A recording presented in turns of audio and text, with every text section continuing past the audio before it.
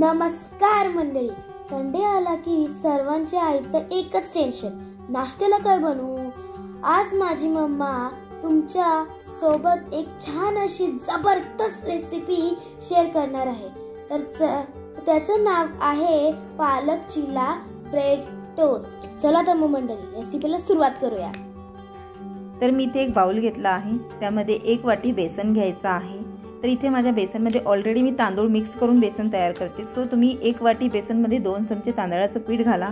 सोबतच चवीनुसार मीठ घालायचं आहे, किंचित असं लाल तिखट, पाव चमचा हळद, पाव चमचा जिरे, अर्धा चमचा धने पूड घ्यायची आहे. सोबतच एक बारीक चिरलेला कांदा घालायचा आहे, पूर्णपणे बारीक चिरायचा आहे तो कांदा घालायचा आहे. अर्ध गाजर बारीक चिरून घालायचं आहे. 4 ते 5 हिरवी मिरची छानपैकी बारीक चिरून घालायची आहे.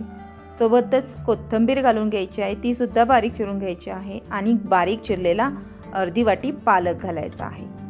आता हे थोडं पाणी घालत छान असं मिक्स करून त्याचं एक बॅटर तयार करायचं आहे. पाणी एकदम घालू नका, नाहीतर त्याच्या गुठळ्या फुटणार नाहीत आणि खूप वेळ लागतो. थोडं पाणी घालत छान असं मऊसूद बॅटर तयार करून घ्यायचं आहे. तर मी मंडळी दाखवते त्या पद्धतीचं आपण बॅटर तयार करून घ्यायचं आहे. तर हे पहा मंडळी, बॅटर आपलं तयार झालेलं आहे, तुम्ही बघू शकता अशा पद्धतीचं. आता इथे मी एक ब्रेडची स्लाइस घेतली आहे, त्याला अशा रीतीने आपण त्यामध्ये बुडवून घ्यायचं आहे. सर्व बाजूने बेसन आणि भाज्या व्यवस्थित लागल्या पाहिजेत. जर भाज्या आणि बेसन लागले नाही तर तुम्ही ब्रेड तव्यावर सोडल्यानंतर त्यावरून भाज्या टाकू शकता, काही हरकत नाही. तर अशा रीतीने इथे मी 2 ब्रेड भाजण्याकरिता पॅनवर घेतले आहेत. भरपूर असं तेल घालायचं आहे. तेल थोडंसं जास्तच लागतं, कारण बेसन आहे आणि ब्रेड आहे, दोन्हीला तेल थोडंसं जास्तच लागतं.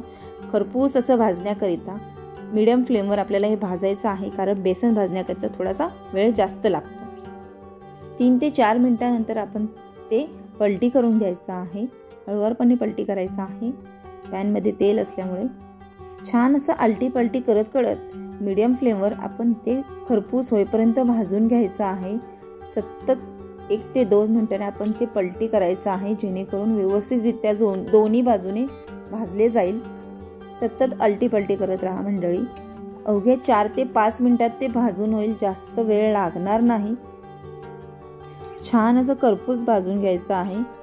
तर मंडळी तुम्ही बघू शकता इथे ब्रेड भाजून झालेले आहेत. तर मंडळी तयार आहे आपले पालक चिला ब्रेड टोस्ट. तर मंडळी आहे की नाही छान अशी मस्त रेसिपी. तुम्हाला जर माझ्या मम्माची ही रेसिपी आवडली असेल तर व्हिडिओला लाईक, शेअर आणि सबस्क्राईब नक्की करा.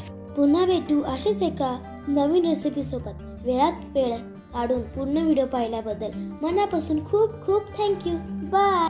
आणि हो मंडळी, रेसिपी खूप सिंपल आहे पण खूप टेस्टी आहे. घरी एकदा नक्की ट्राय करा.